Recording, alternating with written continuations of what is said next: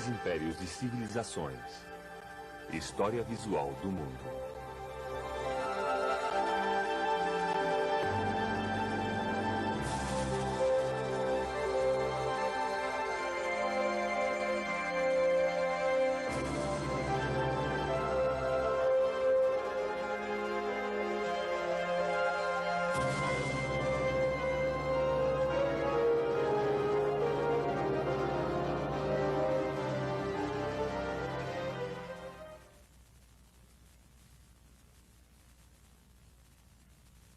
A Idade do Ferro.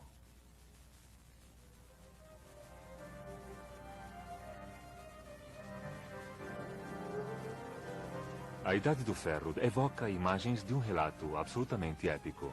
O ferro foi uma fonte incessante de riqueza e de indústria, desde que a arte de sua fundição e suas técnicas de fabricação foram desenvolvidas pela primeira vez no leste da Ásia Menor, há aproximadamente 3.500 anos. Foi uma descoberta magnífica.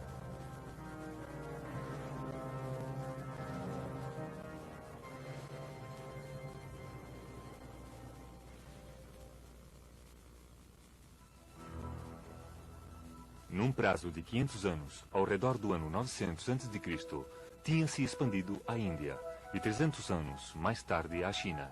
Ao redor desta época chegou aos povos celtas da Europa Central e do Norte, e ao cabo de outros 500 anos também era utilizado na África, ao sul do Saara.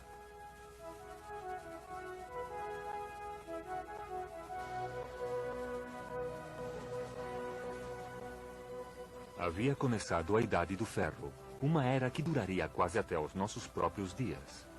O que tinha começado como uma inovação que permitia às tribos antigas armar-se com instrumentos de ferro e que permitiria aos agricultores fabricar utensílios mais eficazes para lavrar a terra, conduziu, muitos séculos depois, a uma situação na que o ferro e o carvão se converteriam na espinha dorsal da indústria, até que seu lugar fosse ocupado pelo aço, pela eletricidade e pelo petróleo.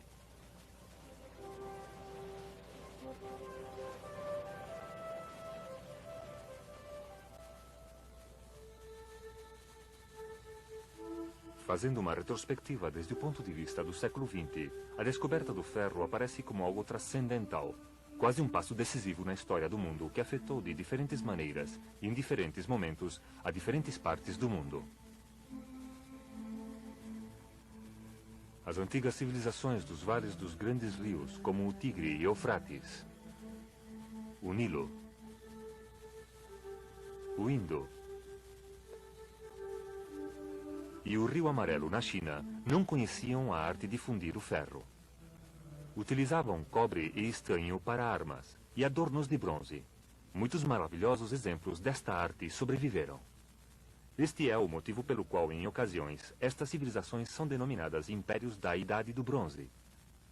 Em algumas zonas, o cobre e sua liga, o bronze, foram trabalhados durante 2000 anos antes que o homem aprendesse a fabricar o ferro. Embora os minerais de ferro sejam extraordinariamente comuns, muito mais que os do cobre e do estanho, a tecnologia para sua produção resulta muito mais difícil que a fundição do cobre. Só certos tipos de minerais produziriam ferro com a tecnologia disponível na época em que aqueles povos prosperaram.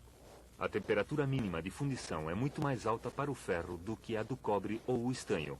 A fundição do estanho e sua passagem a moldes é relativamente imediata, como nesta reconstrução moderna. Essencialmente, este processo continua sendo o mesmo até os nossos dias, e as modernas fundições que trabalham o bronze ainda aplicam procedimentos similares. Esta é a técnica da cera, já pouco usada, que ainda é empregada em algumas fundições modernas de bronze, na que a cera é colocada num molde com a forma do objeto que se quer produzir.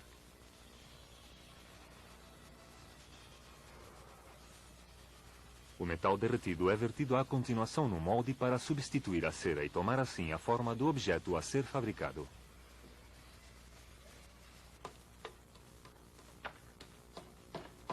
Quando o metal se encontra já frio e solidificado, se retira o molde lentamente e o bronze se faz visível.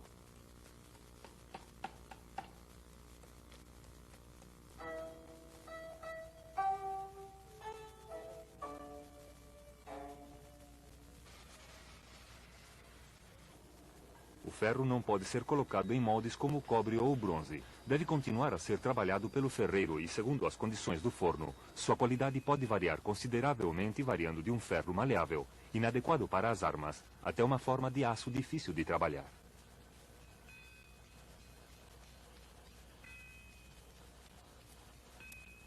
A elaboração moderna do ferro é o último elo de um longo processo que nos faz retroceder 3.500 anos à época em que se fabricou o ferro pela primeira vez.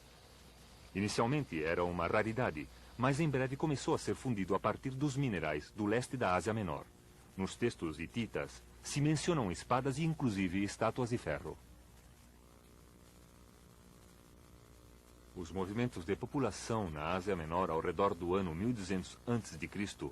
ajudaram à difusão dos conhecimentos do uso do ferro por todo o Oriente Médio e muito além, mas as armas de ferro continuaram a ser privilégio da realeza e da nobreza.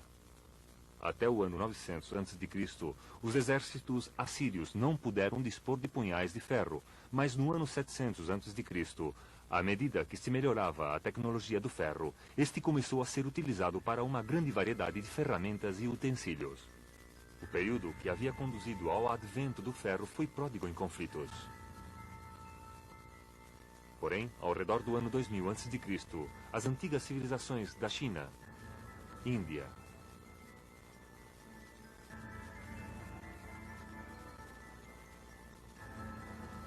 Mesopotâmia e Egito, como pequenas ilhas num mar de barbárie, eram atacadas por todos os lados. Desde os seus primórdios, a riqueza e o luxo de suas cidades, especialmente na Mesopotâmia, foram uma tentação irresistível para os membros das tribos vizinhas, ansiosos por saquear seus tesouros. Uma das características destes salteadores era sua mobilidade.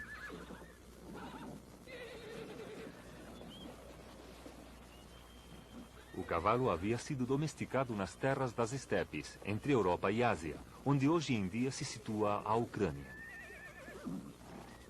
A destreza sobre um cavalo ainda é importante para estes cavaleiros mongóis de hoje, como o era para as tribos e os povos de 4.000 anos atrás, cujo êxito dependia de sua habilidade na luta enquanto se deslocavam velozmente a cavalo. Ao redor do ano 2000 a.C., tinha se difundido à Europa e ao Oriente Médio. Os Urrianos, um dos grupos que utilizavam cavalos, estabeleceram um poderoso reino ao noroeste da Mesopotâmia, que alcançou seu esplendor por volta do ano 1500 a.C. Utilizavam a carruagem rápida puxada por cavalos e, através do seu contato com a Síria, Babilônia e Egito, difundiram seu uso por todo o Oriente Médio. A carruagem foi utilizada em ocasiões na guerra como meio rápido de transporte de um ponto a outro do campo de batalha, e algumas vezes como esporte, como se pode ver neste prato de ouro fenício. Por volta do ano 1200 a.C., o advento da cavalaria que se deslocava rapidamente trouxe consigo uma revolução na arte da guerra. Quando os cavaleiros puderam contar com armas de ferro, demonstraram ser uma força que não se podia conter, com um poder militar muito superior ao de qualquer exército de infantaria, por muito organizado que este fosse. O cavalo, a carruagem, os cavaleiros das cargas de cavalaria, a difusão gradual das armas de ferro, tudo isso se somou a um conjunto de contrastes tecnológicos que separam a Idade do Bronze, do ano 2000 a.C., da Idade do Ferro, dos últimos 1000 anos antes de Cristo.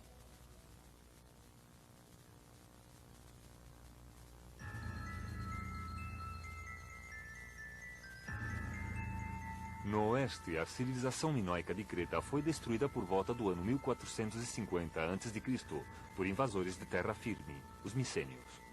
Estes, à sua vez, foram destruídos uns 200 anos mais tarde por uma onda de invasores bárbaros do norte provistos de armas de ferro, os dórios, provavelmente.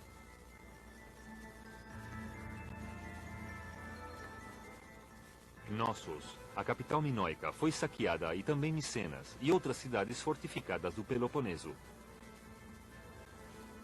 A antiga e florescente civilização dos Egeus foi apagada. A escritura e muitas outras artes desapareceram.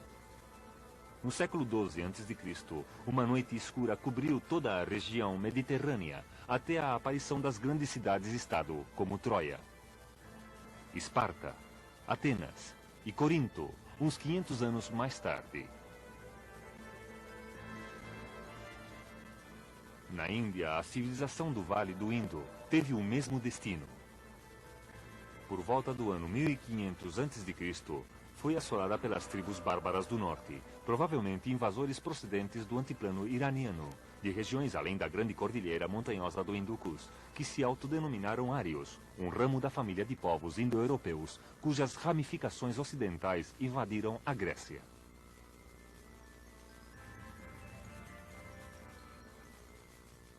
A civilização do Indo desapareceu e em seu lugar se foi formando gradualmente uma sociedade primitiva no Vale do Ganges. Ao redor do ano 400 a.C., o único grande reino que existia era o de Magadha, com uma magnífica e nova capital, Pataliputra, a moderna Panda, que controlava os mais ricos depósitos de minério de ferro e dominava as rotas comerciais do Ganges. Este foi o núcleo do primeiro grande império indiano, fundado depois do ano 332 a.C. por Chandragupta Maurya e ampliado pelo seu neto Ashoka, que reuniu sob seu domínio quase toda a península indiana.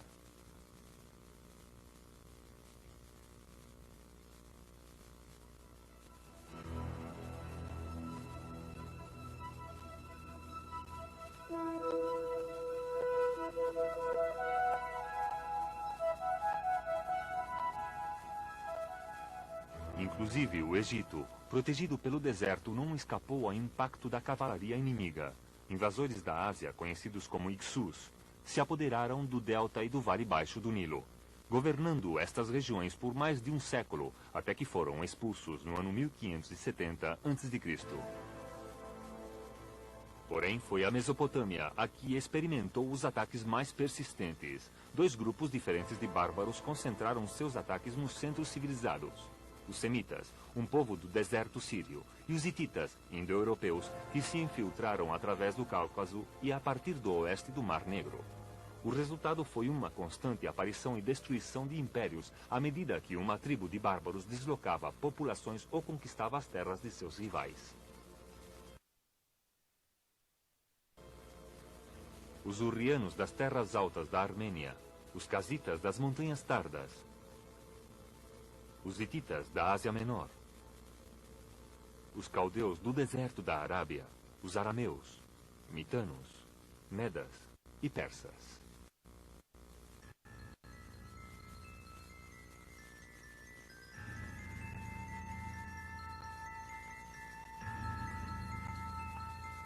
Entre todos estes, dois grandes impérios finalmente surgiram, o dos hititas e o dos assírios.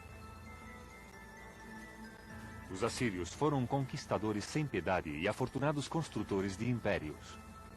No ano 650 a.C., seu império, com sua capital Nínive, compreendia toda a Mesopotâmia, Palestina, Síria e Egito até o sul de Tebas. Dispunham de armas de ferro, de um exército disciplinado e de uma eficiente burocracia. Mas as hordas medas e escitas acabaram com o Império Assírio, e no ano 612 a.C., uma coalizão de inimigos destruiu Nínive e pôs fim para sempre ao papel da Assíria na história.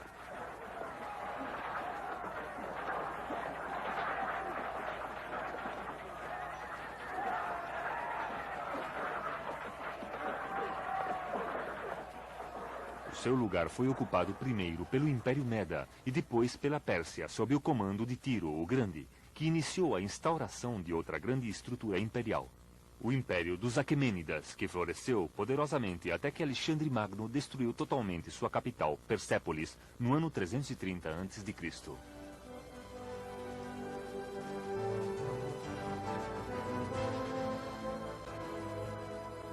A chegada do ferro tinha sido testemunha de uma longa e turbulenta era. Mas este período também ocupou um lugar positivo na história humana. A área civilizada aumentava gradualmente. Entre os anos 2000 e 1000 a.C., uma série de comunidades surgiram ao longo das ribeiras dos rios e das planícies costeiras do sudeste da Ásia, de Bengala ao sul da China. Embora o legado cultural das civilizações da Idade do Bronze, de Creta e do Vale do Indo tenha desaparecido, na Mesopotâmia e no Egito a civilização sobreviveu com ligeiros retrocessos locais e passageiros. Os bárbaros que se tinham apoderado dessas regiões queriam desfrutar do que haviam conquistado, não destruí-lo. Os assírios se consideravam herdeiros e guardiões da civilização suméria e babilônica. Muitas das inscrições reais assírias não foram escritas em idioma assírio, mas em babilônico normalizado. Recompilaram e conservaram a literatura do passado mesopotâmico, copiaram sua arte. Adoraram antigos deuses como Ninhursag, a deusa da fertilidade. Deste modo, a Ásia Ocidental continuou a ser predominante ao longo dos séculos até a invasão de Alexandre Magno e a destruição do Império Persa no ano 330 a.C. Além disso, a descoberta do ferro e a rápida difusão do seu uso deu vazão a novas e grandes possibilidades de progresso, porque não só proporcionou armas para os invasores, mas também ferramentas muito mais eficazes para os agricultores que cultivavam a terra.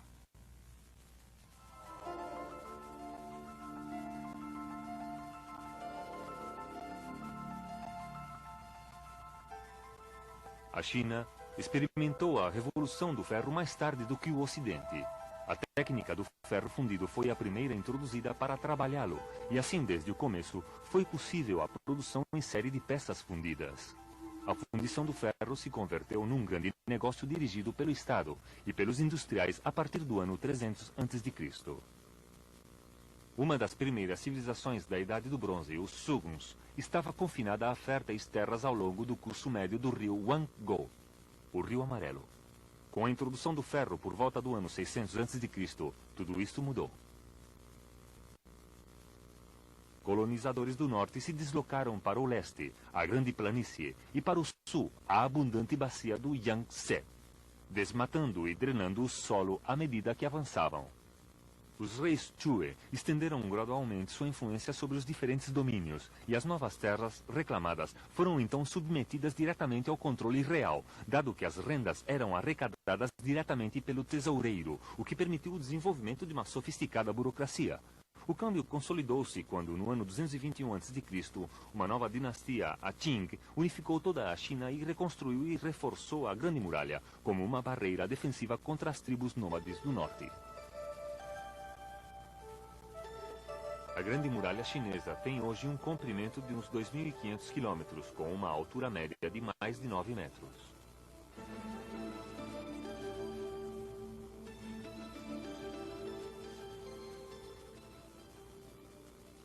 O governo dos Qing, rigoroso e exigente, provocou uma reação, e até o ano 202 a.C. o governo imperial não pôde ser restabelecido pela dinastia Han, que estendeu novamente o território submetido à autoridade imperial. Sob o grande imperador Hang Buti, que governou do ano 140 aos 87 a.C., a China firmou-se como uma das grandes potências mundiais. Sua população continuou multiplicando-se, até que no ano 2 depois de Cristo se realizou o primeiro censo que se conserva, que compreendia uns 57 milhões de habitantes, estando a maior parte da população concentrada ao longo da planície do Rio Amarelo.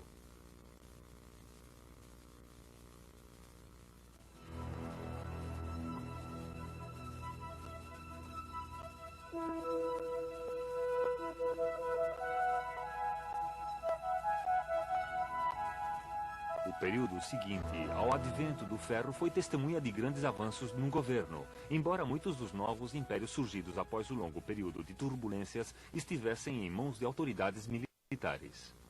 Asoka, o unificador da Índia, possuía um exército fixo de 700 mil homens, com 10 mil carruagens e 9 mil elefantes.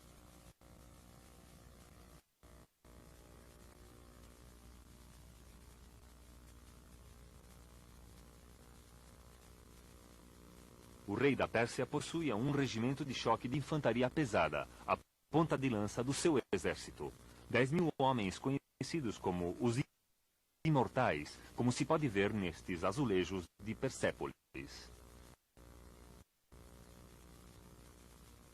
Ciro, o fundador do Império Persa, e posteriormente Dario, combateram em repetidas campanhas as incursões da hábil cavalaria escita, procedentes das estepes do norte do Mar Negro.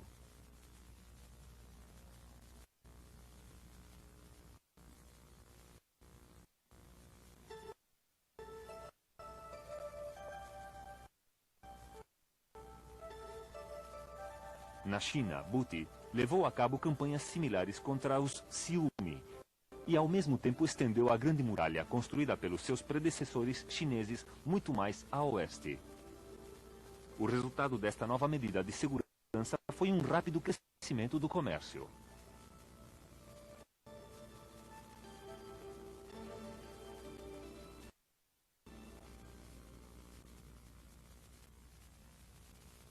No reino persa da Ásia Central, Dario construiu uma grande estrada real que se estendia a mais de 2.500 quilômetros desde Susha, ao norte do Golfo Pérsico, até Sardis, na Ásia Menor, não longe das costas do Mar Egeu. Na Índia, uma estrada similar se estendia desde o delta do Ganges até Tashira, no distante noroeste, perto do desfiladeiro de Kiber, onde se encontravam as rotas das caravanas do oeste com a Pérsia e o Oriente Médio e ao norte com a Ásia Central. Na China, a capital dos Shang, Chang'an, uma cidade de 250 mil habitantes, se achava no centro de uma rede de estradas. Todas estas obras denotavam um governo eficiente, uma das características dos novos impérios.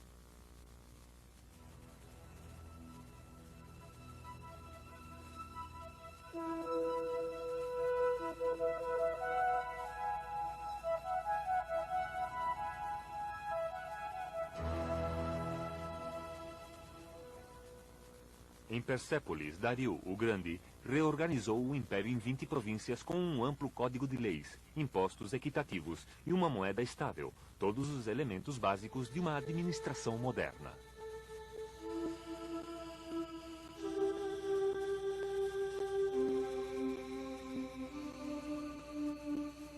Examinando o período em sua totalidade, o avanço decisivo é o nascimento das grandes civilizações regionais.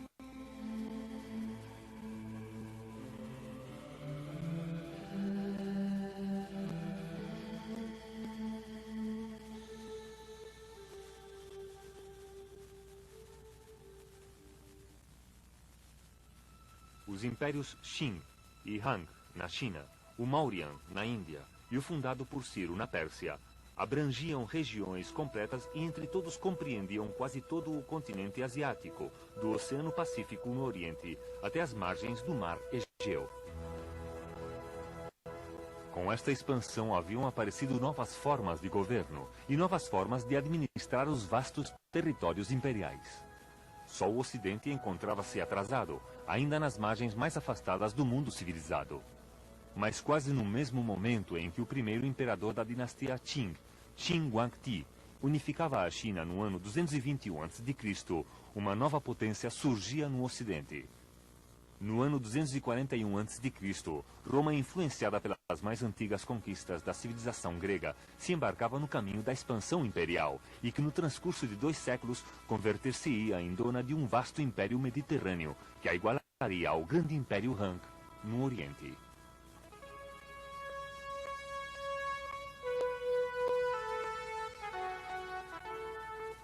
Uma vez mais, o mapa da história do mundo estava prestes a mudar. E outro ato do drama humano estava a ponto de começar.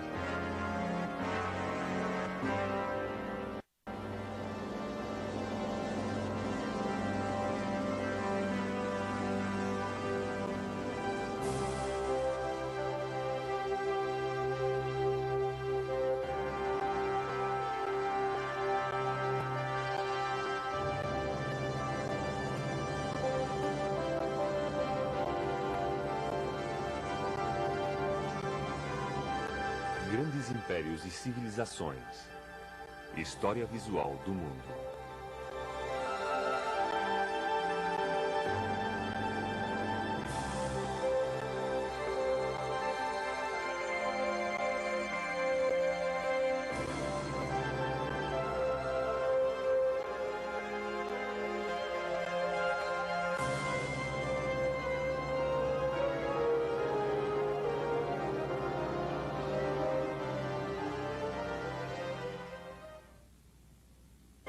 Grécia e Roma.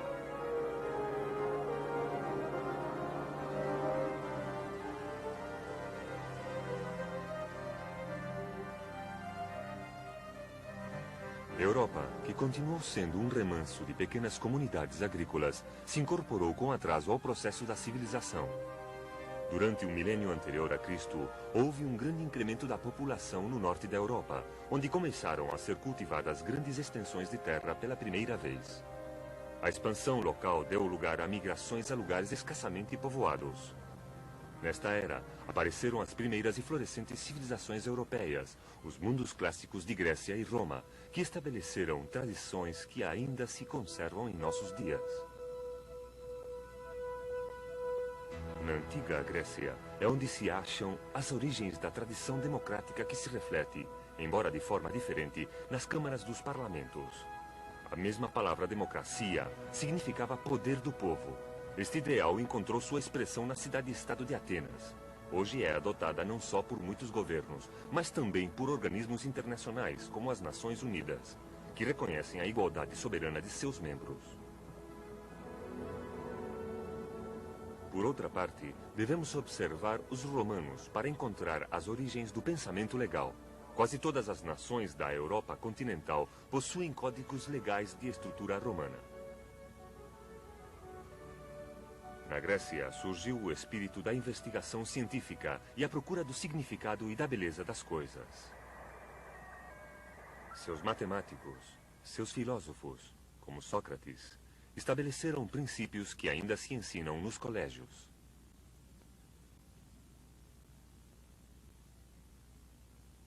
Seus escultores e arquitetos desenvolveram sistemas de proporção e de composição que influenciaram os artistas a partir de então, como no monumento a Washington. Em Roma, surgiu a aplicação prática de muitas destas ideias na arte de governar, na engenharia e na construção, como no Pont de Gardenius, onde se combinam a graça, a proporção e a funcionalidade. Grande parte da nossa arquitetura, tanto na América como na Europa, foi influenciada pelo estilo clássico de 2000 anos atrás. Mas quando e onde tomaram forma todas estas tradições?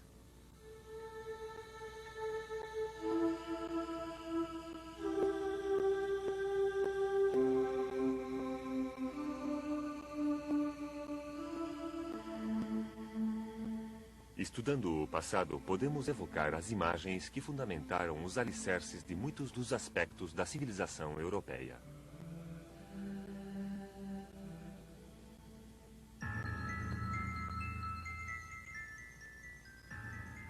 No século XII a.C., o mundo micênico foi invadido e derrubado por hordas de povos de língua grega do norte, que se estabeleceram na zona que hoje conhecemos como a Grécia moderna, e de lá as costas da Ásia Menor, abrangendo com o passar do tempo todo o mar Egeu.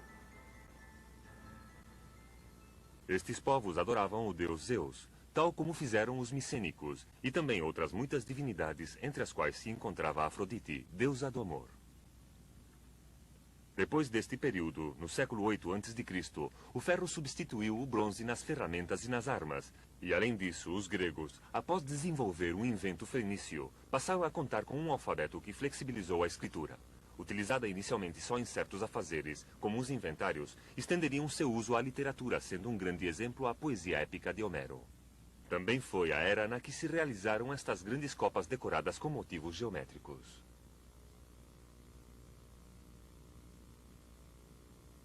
A vida grega ou helênica dependia da cidade-estado, ou polis. A Grécia possui um grande número de pequenas planícies costeiras rodeadas de montanhas. Aqui uma comunidade podia crescer num isolamento relativo de seus vizinhos. Isto ajudou a formar unidades políticas naturais, com frequência muito reduzidas, surgidas a partir de comunidades agrícolas, sendo Atenas a que se converteria na maior das cidades-estado. O século VIII a.C. também viu o começo de 200 anos de expansão colonial alimentada pelas disputas políticas e um forte desejo de fomentar o comércio, assim como de obter novas terras.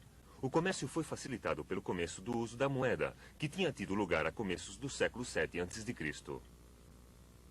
Os colonos gregos se deslocaram em círculos cada vez mais amplos até o Mar Negro e Trácia a leste, até Sicília, ao sul da Itália, França e Espanha a oeste. Embora não fossem colônias no sentido moderno da palavra, mas assentamentos agrícolas independentes, este movimento mudou a face do Mediterrâneo. O Mar Egeu Oriental se converteu no ponto de encontro de novas forças culturais procedentes da Síria, Mesopotâmia e inclusive da Índia.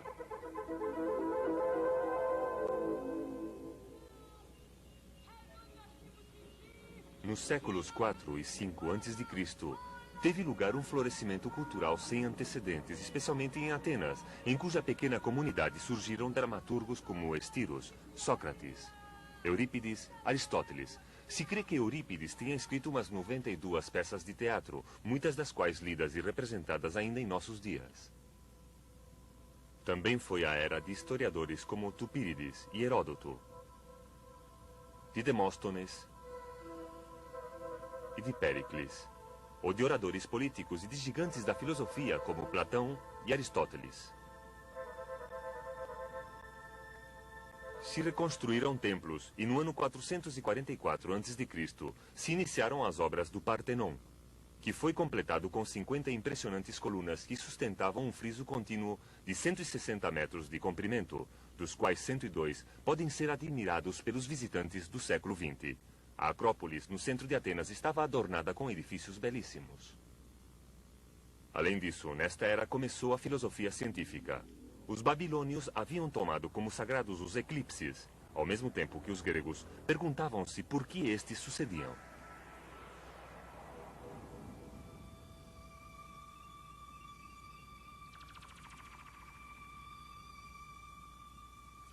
Os egípcios haviam utilizado a geometria e os gregos desenvolveram o teorema de Pitágoras. Ao invés de aceitar as coisas por seu valor aparente, os pensadores gregos se dedicaram a explorar a lógica que encerravam.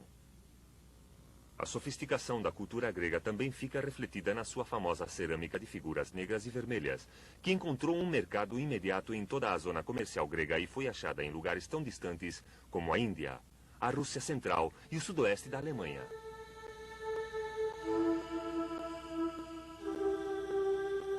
No entanto, estes achados não eram produto de uma sociedade isenta de problemas. A ameaça que representava o conflito entre ricos e pobres e a revolta dos escravos aumentou com a introdução da agricultura comercial e das grandes propriedades. Os pequenos agricultores se arruinaram e os camponeses sem terra fugiram às cidades, engrossando as legiões de pobres urbanos.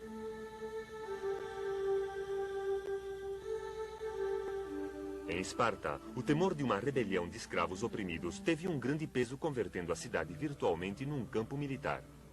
Esparta fomentava as virtudes de uma vida rigorosa, de austeridade e disciplina em prejuízo da arte e da cultura. Atenas decidiu aceitar a associação com o povo, convertendo-se assim numa democracia, a primeira democracia da história. Se tratava de uma democracia limitada, já que por baixo dos cidadãos que gozavam de direitos políticos, havia mulheres, estrangeiros e escravos, os quais junto com as crianças representavam 2/3 da população. Todo o poder estava em mãos da Assembleia, e qualquer cidadão podia assistir, falar e votar nesta. Formou-se um conselho executivo de 500 pessoas, distribuídas em comitês de 50 durante a 10ª parte do ano, escolhidas por sorteio ou por acaso, sendo a presidência rotativa. Só eram escolhidos os chefes militares e por apenas um ano cada vez. Virtualmente todos os demais juízes ou ministros eram escolhidos por sorteio. No final do ano deviam submeter-se à aprovação dos tribunais do povo.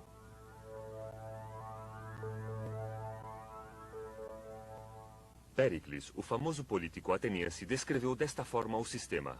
A nossa Constituição se denomina democracia porque o poder se encontra em mãos de uma maioria e não de uma minoria, mas as nossas leis garantem um trato igual a todos pelas disputas privadas. No entanto, a democracia ateniense era um edifício muito frágil, com as forças reacionárias sempre espreitando, dispostas a reconquistar seus privilégios. Além disso, o mundo das cidades-estado era inerentemente inestável. Atenas tinha seus aliados, mas sua riqueza e poder também despertavam hostilidades. No começo do século V a.C., Esparta e Atenas se uniram para rechaçar a invasão do grande império persa. Conseguiram derrotá-lo nas batalhas de Marathon e de Salamina. A Batalha Naval de Salamina, no ano 480 a.C., foi uma vitória muito árdua e, tal como a descreveu Ésquilo, a praia inteira e o Recife todo ficaram cobertos de cadáveres. Não obstante, no final do século, Esparta e Atenas se envolveram em amarga e sangrenta luta, a Guerra do Peloponeso, que durou 27 anos.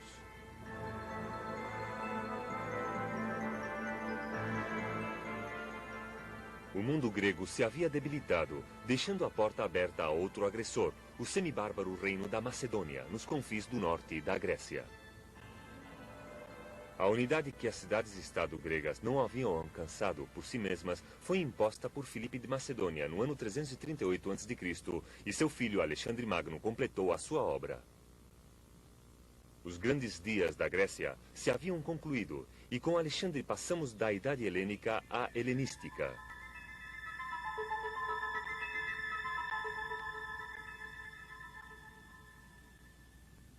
Alexandre era um gênio militar e sob seu comando Macedônia se converteria em breve numa potência mundial. Derrubou as fronteiras do mundo grego fundando cidades à medida que avançava. Partindo da Europa, cruzou com seu exército a Ásia Menor, o norte da África, rodeou a Mesopotâmia em direção ao Golfo Pérsico, arrasou o Império Persa e continuou até o Extremo Oriente, além de Samarcanda e Bucana, alcançado assim o Tashkent. Depois cruzou o Indocus, a caminho da Índia, mas suas tropas já estavam cansadas e regressaram, dirigindo-se à Babilônia, onde morreu à precoce idade de 32 anos. Havia percorrido quase 20.000 quilômetros em 10 anos, lutando constantemente e o seu império se estendeu da Grécia às fronteiras da Índia. Depois da morte de Alexandre, seu império se fragmentou rapidamente em 3 regiões principais: o pequeno reino da Macedônia, o Egito Ptolomeico e o reino dos Selétidas. Porém, o mérito de Alexandre foi o de estender a civilização grega ao Extremo Oriente. O comércio floresceu como nunca, o velho mundo das cidades-estado independentes tinha desaparecido e os dialetos locais se fundiram numa língua comum, o koiné, que foi utilizada amplamente em todo o Oriente Médio.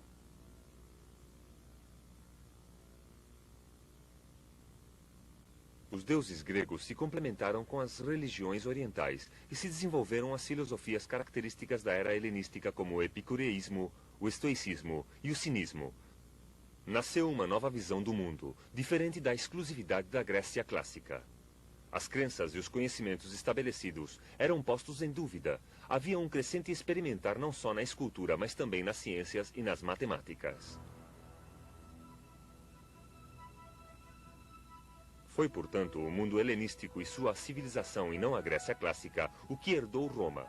Roma só estava em seus inícios quando Atenas desfrutava a sua idade de ouro. E mal começava a afirmar-se como potência quando a civilização helenística se encontrava em seu auge.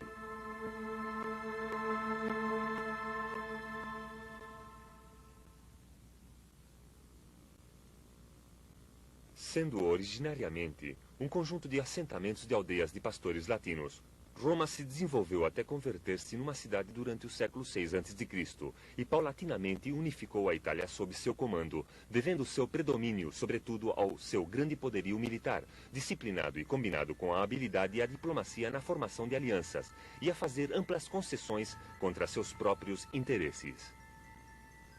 Porém, no ano 264 a.C., Roma chocou-se com Cartago, a grande potência marítima do Mediterrâneo com colônias ao longo da costa africana e também na Espanha, Sicília e Sardenha. As 3 guerras púnicas que se desenvolveram ao longo de um século converteram Roma numa potência naval formidável. Gradualmente, Roma estendeu seu império até incluir a Sicília, a Córcega e a Sardenha. Não obstante, no ano 218 a.C., Aníbal, general cartaginês ao mando de um exército de 40.000 homens e um grande número de elefantes, cruzou os Pirineus da Espanha até o sul das Gálias. De lá cruzou os Alpes, invadindo a Itália, infligindo grandes derrotas aos exércitos romanos antes de ver-se obrigado a retroceder. Quase esmagada por Aníbal, Roma finalmente derrotou os cartagineses na Espanha no ano 206 a.C. Um temor patológico ao ressurgimento de Cartago levou os romanos a conquistar o norte da África. Novos conflitos os levaram à Grécia e à Ásia Menor, e passo a passo conquistaram a margem oriental do Mediterrâneo.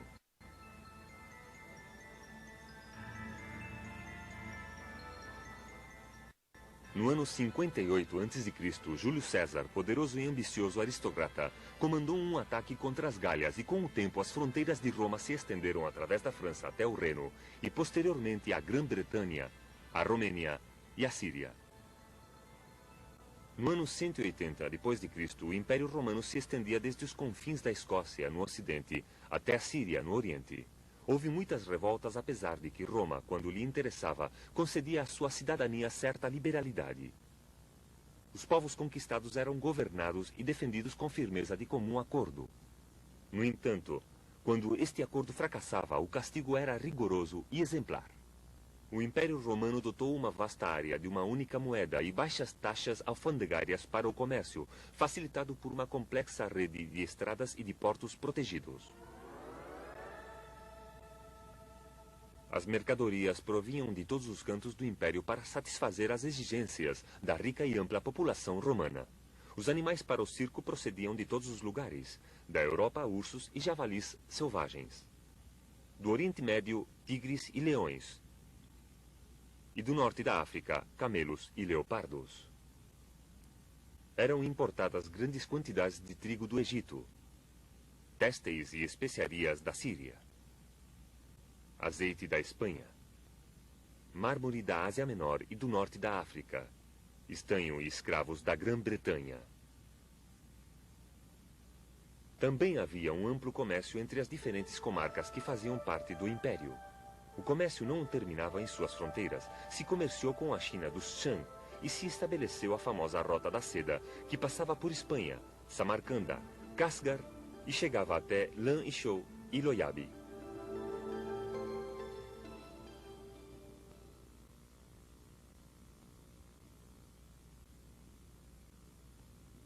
Administrar esta enorme área era uma tarefa imensa. Os aristocratas romanos desempenhavam uma breve série de cargos para converterem-se em cônsules no Senado, ocupando o cargo durante um ano.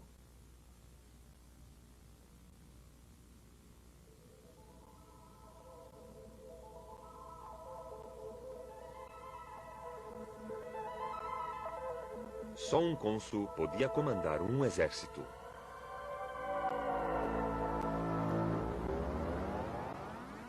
Os ex-cônsules podiam mais tarde desempenhar cargos em ultramar como procônsules.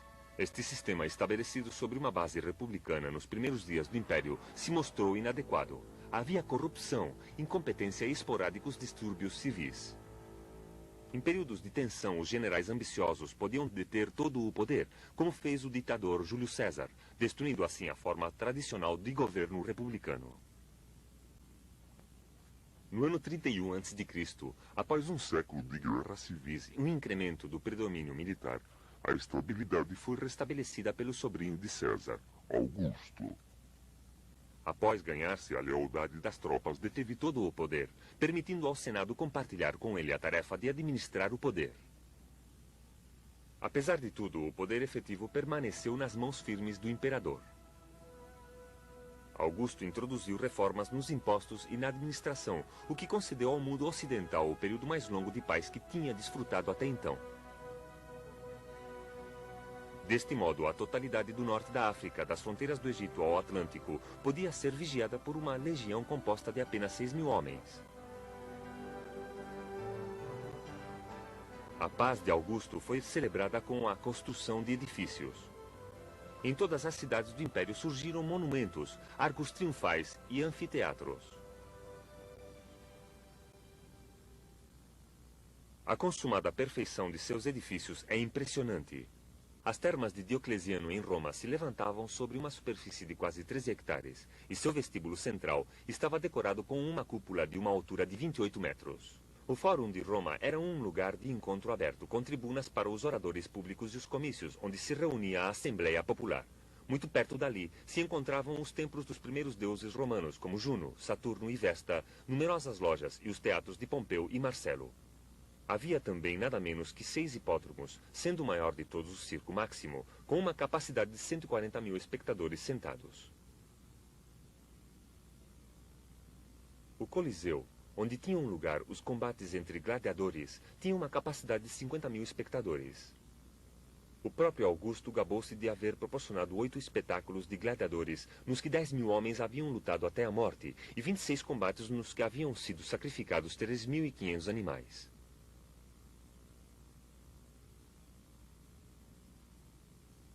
Os romanos também se destacaram na construção de aquedutos, pontes e fortificações fronteiriças, como a muralha de Adriano, que se estende ao longo de quase 120 quilômetros ao norte da Inglaterra, do rio Tâmisa até Sowerfield. À medida que as províncias foram pacificadas, a nobreza local se deslocou às cidades e começou a falar latim. Se construíram templos e grandes casas de campo seguindo o modelo romano, como Volubilis, no Marrocos, com elaborados banhos, aquecimento, mosaicos e decoração pintada.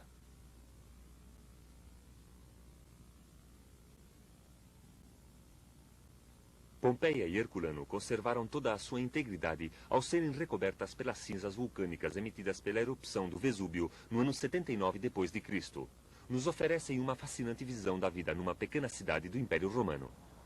Em Herculano há muitos exemplos da casa romana tradicional, com os quartos dispostos ao redor de um pátio aberto quadrado ou jardim.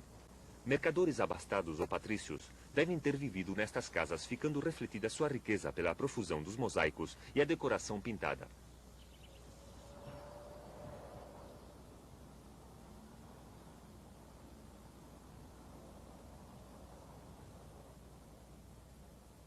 As ruas com esgoto eram ladeadas por lojas, intercaladas com edifícios públicos, banhos e templos.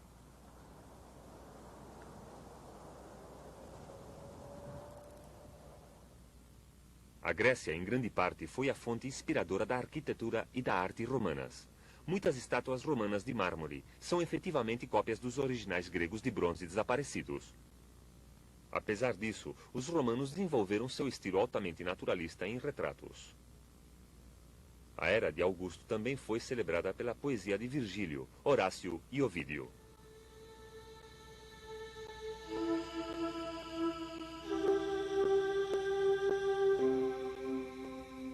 Uma grande parte da civilização romana pereceu com o tempo, e hoje em dia só podemos ter uma visão de conjunto do mundo clássico a partir daqueles fragmentos que sobreviveram.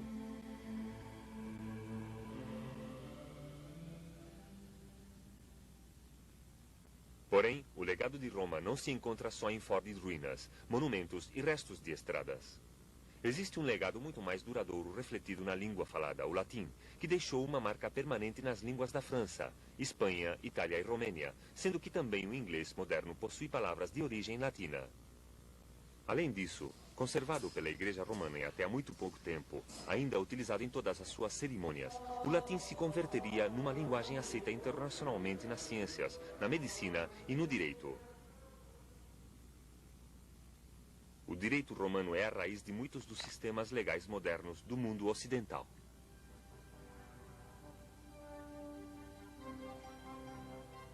De que modo nos falam as civilizações clássicas através dos séculos? Os gregos foram a ânsia de investigação nas ciências e nas artes, e o espírito ateniense da democracia continua vivo. Os romanos acharam seguidores nos construtores de seus impérios como Carlo Magno e Napoleão, e também nos pensadores liberais das revoluções francesa e americana. Porém, para encontrar as outras grandes influências do mundo antigo, devemos dirigir nosso olhar para além de Grécia e Roma, em direção à Ásia.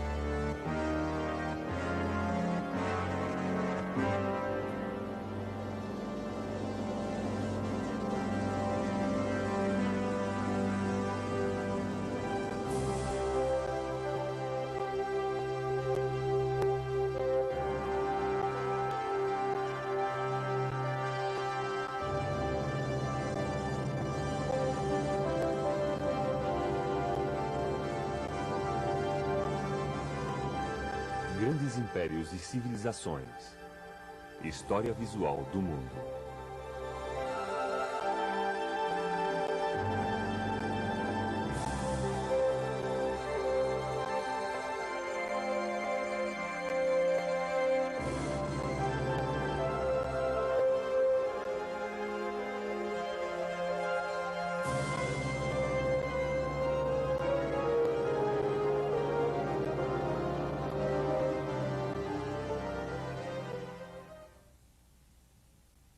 As religiões do mundo.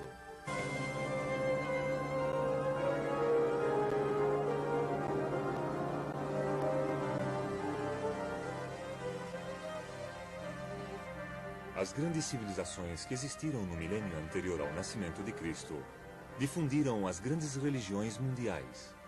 O Império Persa, que se estendia da Mesopotâmia ao Indo, as grandes bacias fluviais da China, o vasto subcontinente indiano, e finalmente Roma, que abrangia todo o mundo mediterrâneo. Na sua maior parte, estas religiões se desenvolveriam durante um breve período em comparação com todo o lapso da história humana. Os profetas e reformadores mais destacados do hinduísmo, budismo, judaísmo e das religiões da China foram quase todos coetâneos. Surgiram e se arruinaram vastos impérios, mas as influências destes homens nas religiões seria definitiva. Apesar das perseguições, a ação das religiões mundiais sobreviveram moderando a nossa forma de vida, no que se refere à educação, códigos morais e comportamentos, e paradoxalmente ativando em ocasiões as chamas das comoções políticas. Só podemos especular sobre a causa da aparição das grandes religiões mundiais, pois à medida que cresciam os impérios abrangendo não só grandes áreas, mas também muitos povos e costumes diferentes, se fazia patente a necessidade de crenças mais universais que as que podiam oferecer os deuses tribais dos primeiros tempos. O homem primitivo acreditava que o mundo natural era o dos espíritos. Mais tarde, estes seriam substituídos por deuses e deusas, pela Mãe Terra, pela chuva e pelos deuses Sol e outros, como o deus egípcio Osíris, do qual achava-se que dependia a vegetação e as inundações do Nilo. Funções similares também eram próprias dos deuses da Grécia e de Roma: Ares ou Marte, o deus da guerra, e Afrodite ou Vênus, a deusa do amor.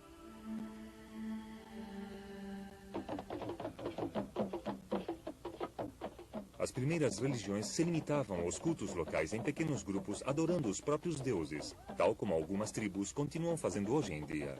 Os Yorubá, da África Ocidental, por exemplo, adoram uma complexa hierarquia de divindades que compreende um Criador Supremo e quase 400 deuses e espíritos.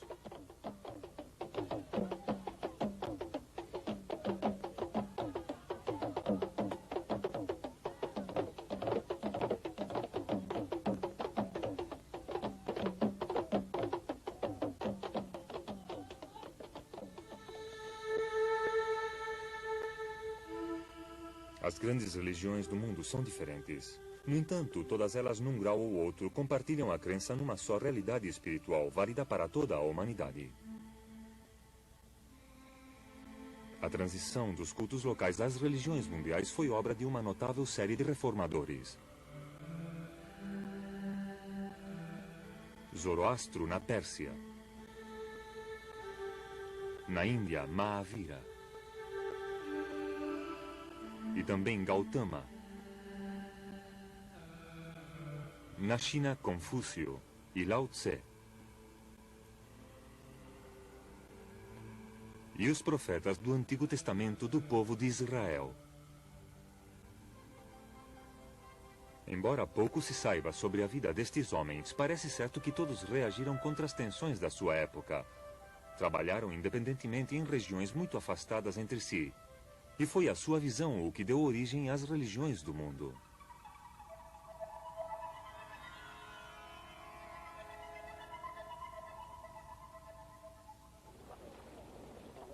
O hinduísmo é a religião de 400 milhões de indianos. Numa época tão remota como a dos Vedas, se realizavam procissões e peregrinações aos rios sagrados.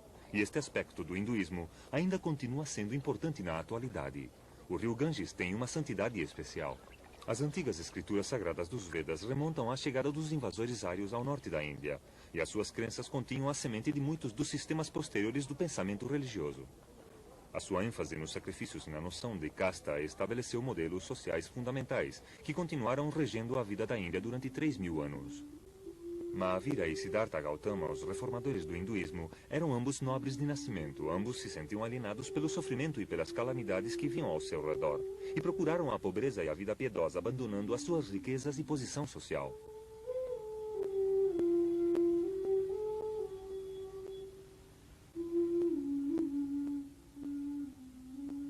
Mahavira foi o fundador de uma rigorosa religião hindu chamada Jainismo. Seus seguidores sempre foram poucos, se bem que hoje em dia 1 milhão de Jainas vivem na Índia Ocidental. Mahavira ressaltava certos aspectos do hinduísmo, como o Ahimsa, a doutrina da não-violência tanto para com os homens quanto para com os animais, que culminaria na obra de Mohandas Gandhi.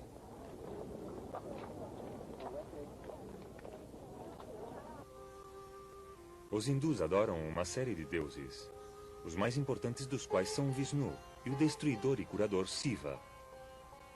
Vishnu tem muitas encarnações, entre as quais se incluem a do herói Rana e a de Krishna, um deus benéfico. A esposa de Shiva, a deusa mãe, aparece tanto como a gentil Parvati quanto como a feroz Kali.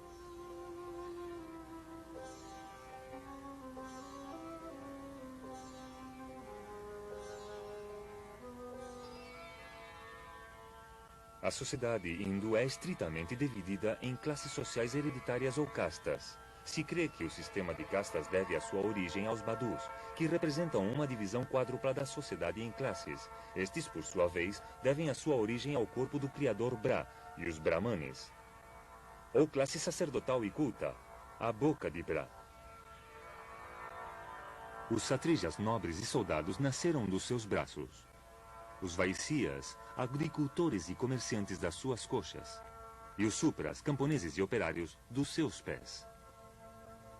Aqueles que se encontram fora do sistema de castas são conhecidos como intocáveis. Através de uma série de reencarnações, uma alma pode melhorar a sua posição dentro de uma casta mediante ações justas, ou karma. Deste modo, convivem muitos cultos com práticas amplamente diferenciadas, além da adoração de um certo número de deuses. O hinduísmo oferece várias aproximações ao essencial mediante a disciplina física, o conhecimento, a devoção pessoal, boas obras e uma disciplina contemplativa. Sempre e mais do que uma religião, é toda uma forma de vida. A influência de Gautama, nascido no ano 560 a.C., no nordeste da Índia, e conhecido pela posteridade como Buda ou o Iluminado, se estendeu muito mais que a de Mahavira. O budismo emergiu dentro do contexto do hinduísmo para converter-se posteriormente numa das grandes religiões missionárias do mundo. Sua peculiaridade consistia em que não se centrava num Deus, mas na liberação do sofrimento e em alcançar o Nirvana, o estado que se alcançava quando se extinguia a chama do desejo.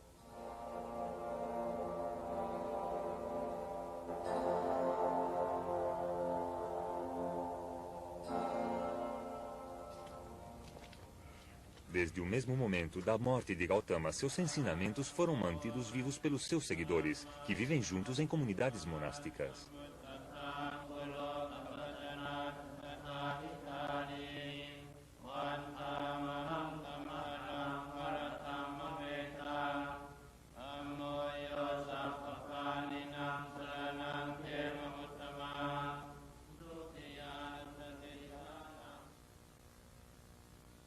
Porém, foi a conversão ao redor de 257 a.C.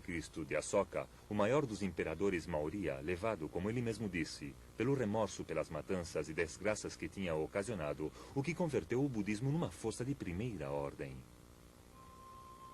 Com gravados em rochas e colunas disseminadas por toda a Índia, Asoka difundiu as virtudes budistas da compaixão e da tolerância, e o respeito para com toda forma de vida.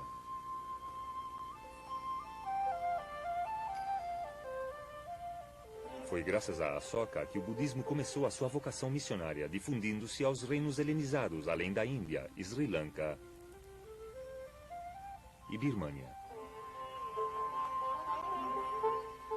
Na forma conhecida como Tel Aviv, conservadora e tradicionalista, o budismo se estabeleceu em todo o sudeste da Ásia e, junto com o hinduísmo, foi uma influência formadora nesta região.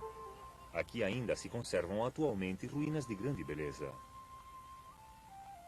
Igualmente importante foi a difusão do budismo em direção norte, ao reino de Kusan, no atual Afeganistão, um grande império limítrofe com as rotas comerciais que uniam o Oriente ao Ocidente, porque aqui surgiu uma nova forma de budismo conhecida como Mahayana, que significa o grande veículo que levará à salvação toda a humanidade.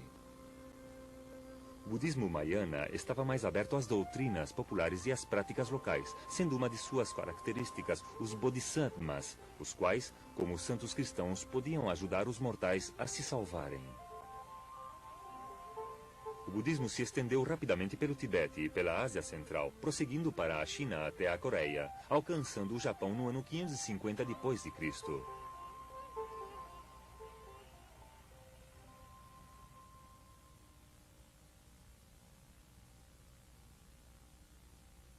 No Japão se desenvolveu uma síntese das duas religiões, o budismo e o espírito tradicional Shinto.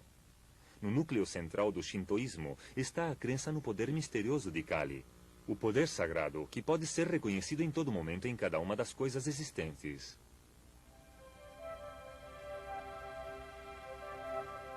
Nesta época, o budismo tinha perdido seu peso no seu lugar de origem. Hoje em dia não restam praticamente budistas na Índia, e o que persiste é um hinduísmo rejuvenescido e purificado.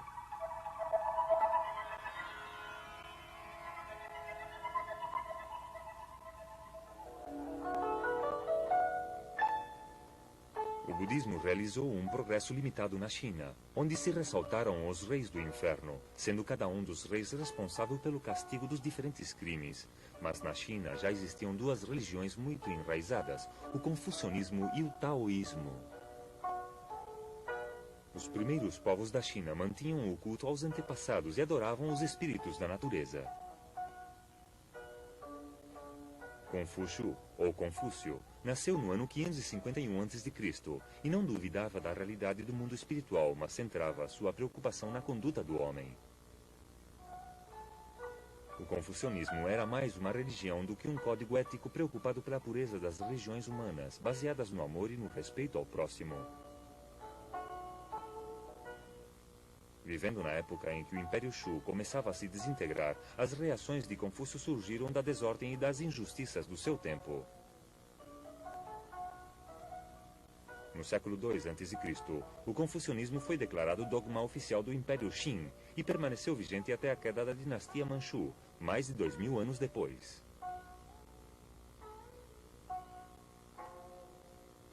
Porém, sempre foi um código da classe média e superior, com limitada atração popular. Muitas coisas tinham sido ignoradas, como os mistérios da natureza, as profundidades das paixões humanas, e esta lacuna foi preenchida pela terceira religião chinesa, o taoísmo.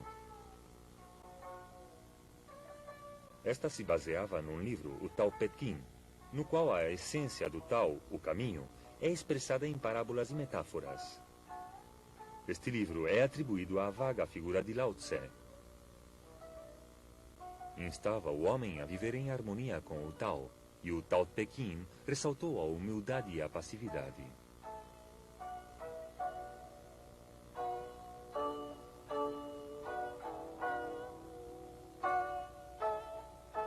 Existem óbvios paralelismos com os ensinamentos do budismo, também com as posteriores ideias do cristianismo, mas, ao contrário de Cristo, Lao Tse não oferecia o consolo de uma vida futura.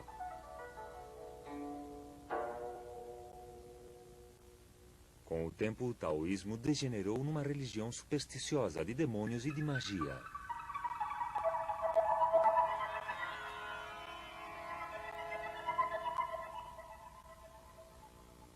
Antes se acreditava que Zoroastro, ou Zaratustra, como também é conhecido, tinha vivido entre 600 e 500 anos antes de Cristo, mas agora se crê que poderia ter vivido 1000 anos antes.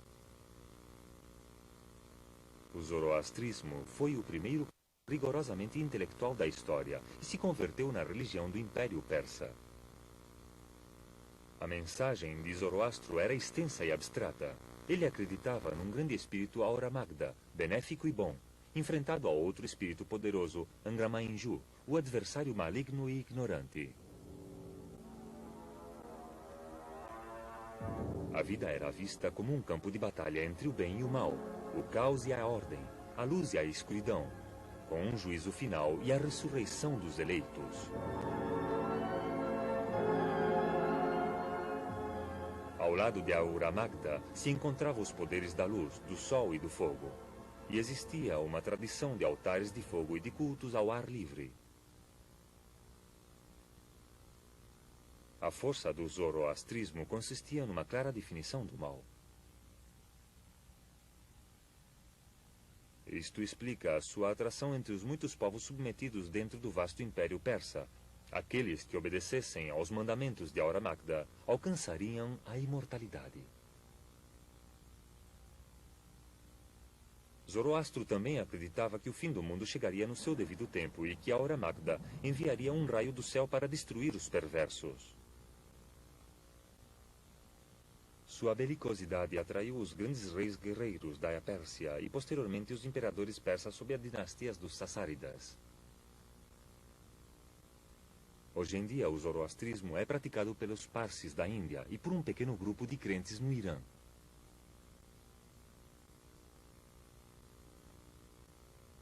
O mitaísmo foi um culto que se desenvolveu a partir do zoroastrismo. Adotou a sua belicosidade e o simbolismo central do sol, mas a cerimônia mitóica mais importante era o sacrifício do touro. Era um culto fechado difundido pelos soldados, comerciantes e funcionários civis de todo o Império Romano. Foram encontrados altares em lugares tão afastados como Alemanha, África do Norte e Grã-Bretanha, mas o número dos seus seguidores foi relativamente reduzido. O zoroastrismo também deixou a sua marca no judaísmo e no cristianismo, com relação à luta entre o bem e o mal, as figuras simbólicas entre anjos e demônios e a promessa da ressurreição e do juízo final. O judaísmo se centrava na adoração de um só Deus desde o início, quando Moisés realizou a sua famosa aliança com Javé, ou Jeová, depois do êxodo dos hebreus do Egito, ao redor do ano 1290 a.C.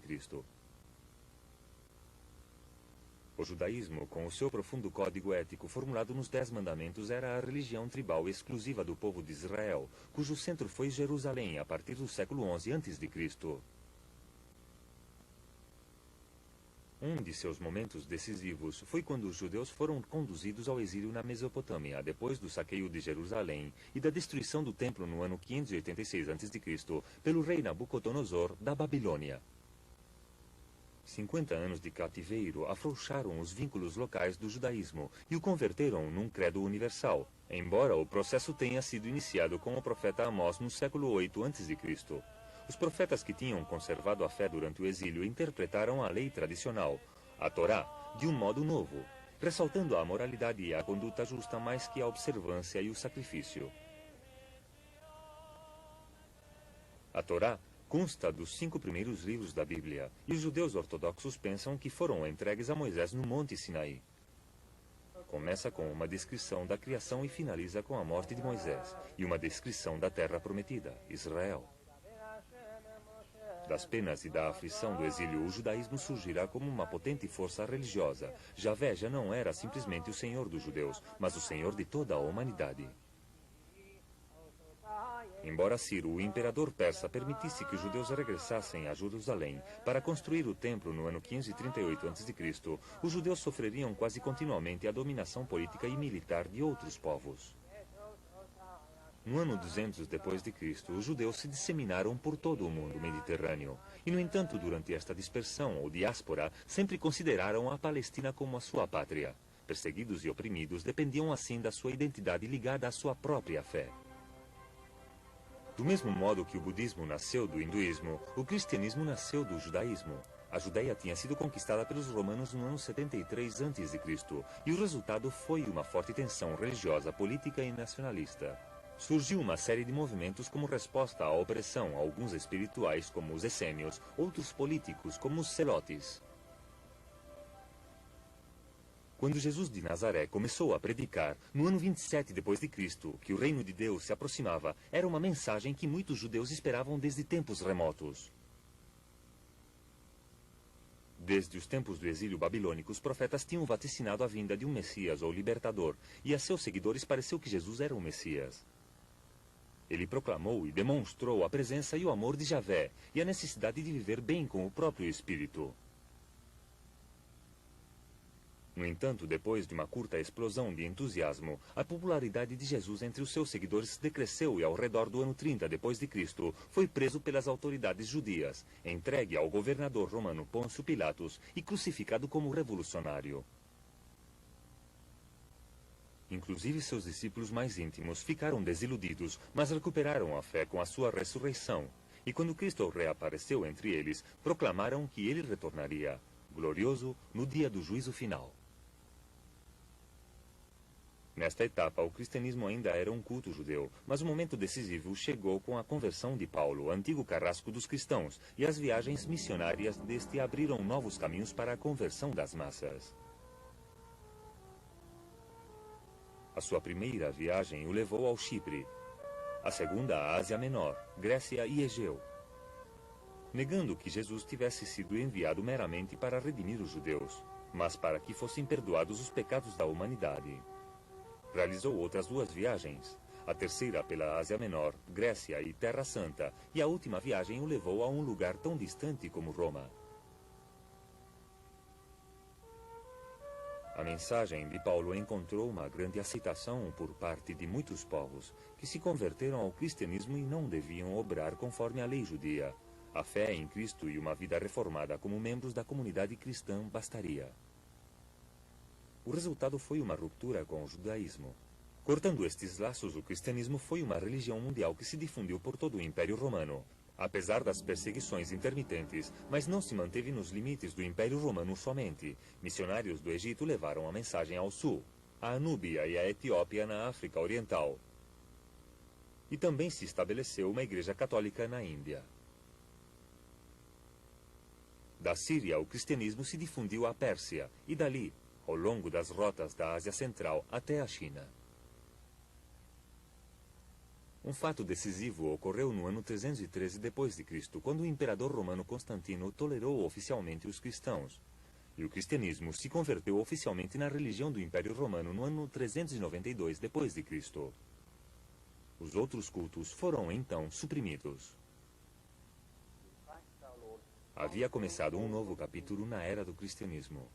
O que tinha começado como fé de uma gente humilde se converteu numa igreja organizada, com uma hierarquia elaborada, estreitamente vinculada com o Estado romano. O predomínio do cristianismo no Oriente Médio continuaria até a chegada do Islã, a última grande religião mundial que emocionou o mundo com a morte do seu fundador Maomé, no ano 632 d.C., mas sobre isto falaremos mais adiante. Em qualquer caso, o relato que seguimos, e que abrange algo mais que um milênio, demonstra o impacto de alguns indivíduos na história. Todos, excetuando talvez Confúcio, foram homens humildes sem ambições pessoais, homens que se esforçaram em converter o mundo num lugar melhor, e o mais assombroso é a forma como perdurou a sua obra. A influência dessa geração de reformadores que viveram entre os anos 600 e 500 a.C. e a atividade missionária do budismo e do cristianismo deram grande importância à história do mundo. Regiões que até então se encontravam muito afastadas entraram em contato entre si, criando uma nova classe de homens no mundo, superando as barreiras físicas ou políticas.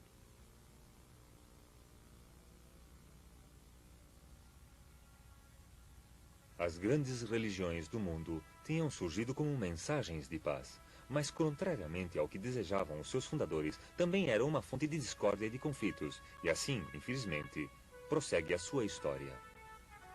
Existe uma ironia neste fato sobre o qual talvez devêssemos meditar.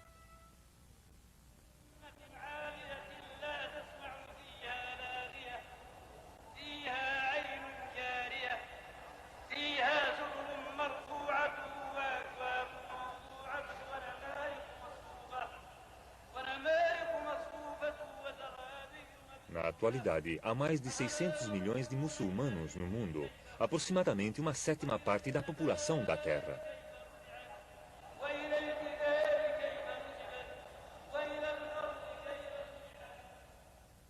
O mundo muçulmano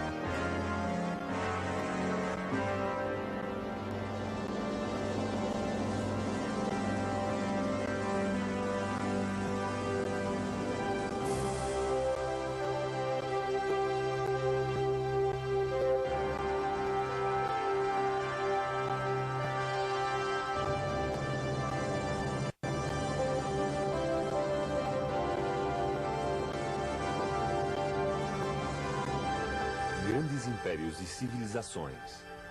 História visual do mundo.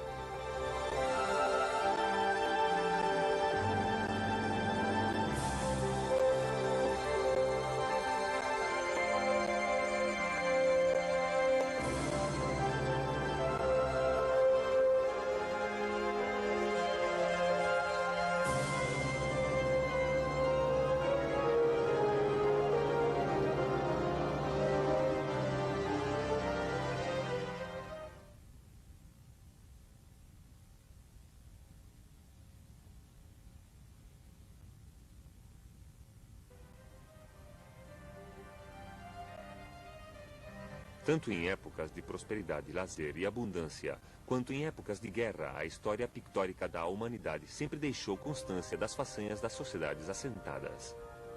Há muitos quadros que refletem a forma em que aldeões e vizinhos de uma cidade celebravam suas festas, ou a forma como se empenhavam em lutas. Existem abundantes ilustrações nas quais se vêem enormes castelos que construíam e ampliavam, ou as inumeráveis batalhas nas quais lutavam e morriam.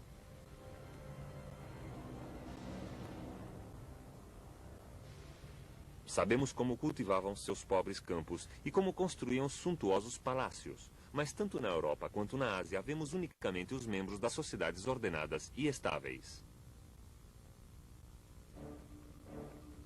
O dramático desabar do Império Romano, representado graficamente nestas ilustrações do século XIX, foi geralmente apresentado como a destruição de civilizações avançadas e complexas por parte de bárbaros selvagens e brutais durante os primeiros séculos da era cristã.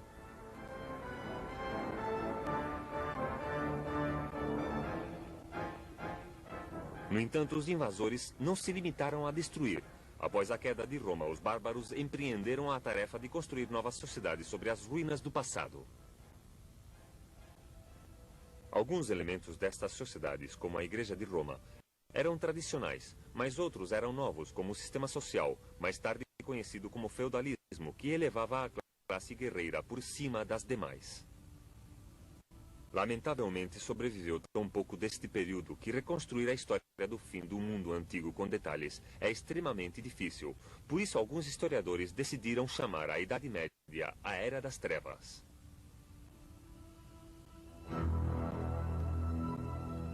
Há 2000 anos, sociedades de economia avançada e de grandes conquistas culturais se estendiam num cinturão quase contínuo através da metade sul dos continentes europeu e asiático, das costas do Pacífico às do Atlântico. Ao redor do Mediterrâneo, o Império Romano foi consolidado pelo imperador Augusto, que morreu no ano 14 da nossa era.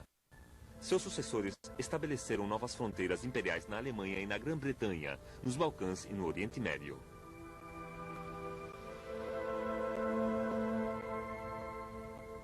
A expansão romana para o Oriente foi freada pelo Império dos Partos.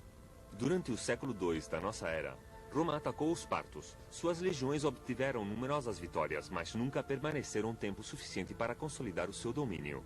Os partos e seu vizinho oriental, o Império Kushan, sobreviveram. No ano 226, estes dois estados foram unificados sob a dinastia persa Sassânida, que em breve arrecadaria tributos de lugares tão afastados como Síria e Punjab, criando uma civilização deslumbrante que durou 400 anos. Aproximadamente um século depois que os Sassânidas se fizessem com o poder na Pérsia, um novo império surgiu na Índia. A dinastia Gupta, com sua capital em Patna, às margens do Ganges, criou um estado que se estendeu do Punjab a Bengala. A soberania de Chandragupta I, que morreu no ano 330, foi aceita em áreas remotíssimas. Naquela altura, já os dias de resplendor na dinastia Han, na China, tocavam seu fim, e suas possessões se fragmentaram num grande número de reinos mais débeis. Em sua época de esplendor, os Han haviam governado um estado que igualava o Império Romano em população e em extensão territorial. Seus governantes, como o imperador Gupi, avançaram as fronteiras da China até a bacia de Tarim, nos confins de Pátria. A existência, ou melhor, a coexistência destes grandes impérios significou que grandes áreas do mundo antigo gozaram de paz interior e de um governo eficiente. Estas condições fizeram possível o desenvolvimento do comércio em uma escala que nunca se tinha conhecido.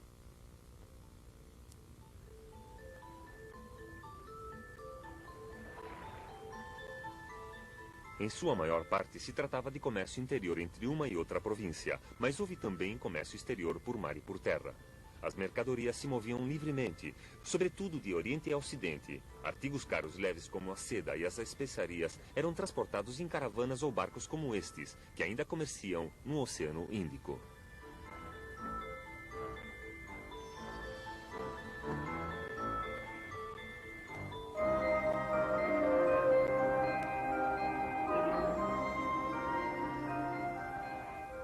Por sua vez, o ouro e a prata em moedas se deslocavam ao Oriente em grandes quantidades, entre as fronteiras de Roma e da China. O Império Parto e o Kushan favoreceram com boa vontade este comércio, cuidando das estradas e guarnecendo-as, protegendo as caravanas e prosperando com os pedágios cobrados. Os efeitos destes intensos intercâmbios não foram unicamente comerciais. Também entraram em contato as diferentes culturas. Milhares de pessoas, marinheiros, mercadores e portadores viajaram por todos os mercados da Ásia, da China até o Mar Cáspio, do sul da Índia até a Síria.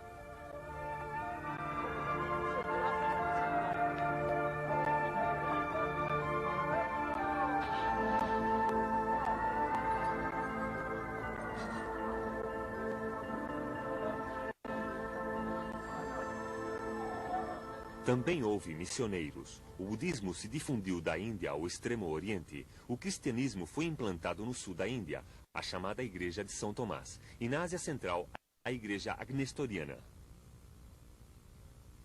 No ano 100 da nossa era, existia uma caldeia quase contínua de sociedades avançadas prósperas que se estendiam da China ao Pacífico, através da Índia e da Pérsia até o Mediterrâneo, habitualmente um lago romano.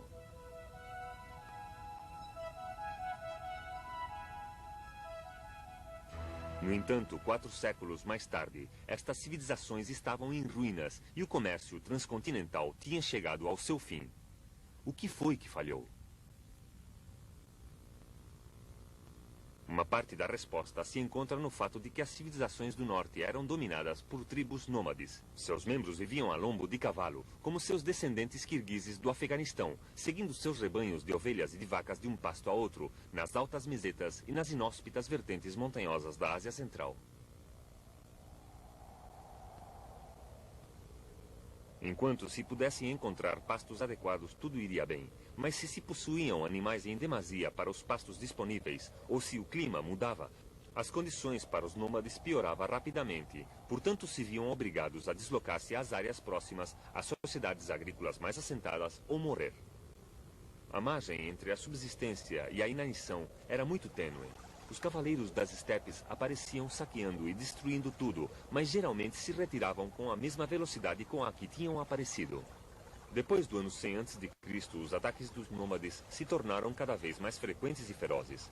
Eram necessárias novas medidas defensivas se o mundo civilizado queria sobreviver. Sob o imperador Hangbuti, que morreu no ano 87 a.C., a China havia sofrido fortes ataques de vários bandos de saqueadores do norte, e a resposta do imperador foi estender e melhorar a grande muralha defendida por centenas de milhares de soldados, e enquanto pôde pagar as tropas, sua estratégia funcionou bem. O Império Romano enfrentou-se com pressões similares uns séculos mais tarde, e respondeu de modo semelhante.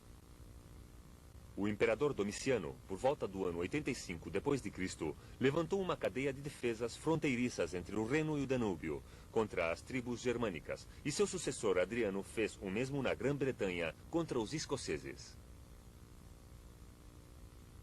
A muralha de Adriano, uma impressionante combinação de baluartes, fossos e estradas, se estendia por quase 120 quilômetros e continha 27 fortificações importantes.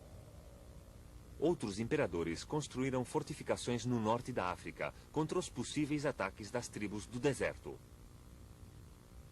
De vez em quando, as legiões também atacavam, invadindo novas terras, capturando prisioneiros que escravizam.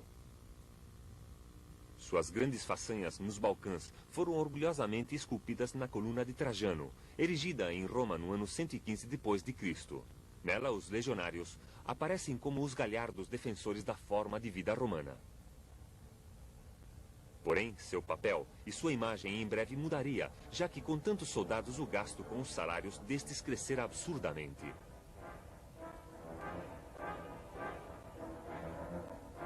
Não podia haver uma redução, já que isso deixaria perigosamente desguarnecidas as defesas ao longo das precárias fronteiras.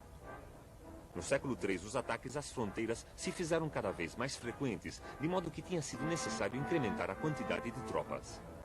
Os salários da tropa aumentaram proporcionalmente e qualquer demora no pagamento podia produzir um motim. Se estabeleceram novos impostos e se subiram os já existentes na prolongada tentativa de manter os soldados em seus postos. Na China dos Han, aconteceram problemas semelhantes, mas enquanto que a China era autossuficiente, Roma importava grandes quantidades de produtos da Índia e da Pérsia. Não só especiarias e joias, mas também os animais exóticos necessários para os jogos que se celebravam no Coliseu.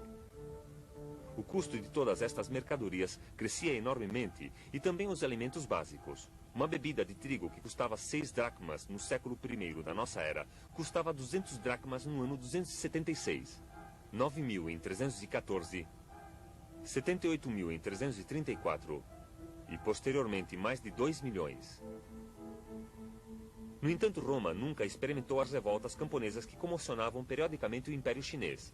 No ano 184 d.C., a revolta dos turbantes amarelos se deu nas províncias das terras altas de Sichuan e durou mais de 30 anos. E àquela altura já o poder na China por mais de 3 séculos. A força do Império foi brutal.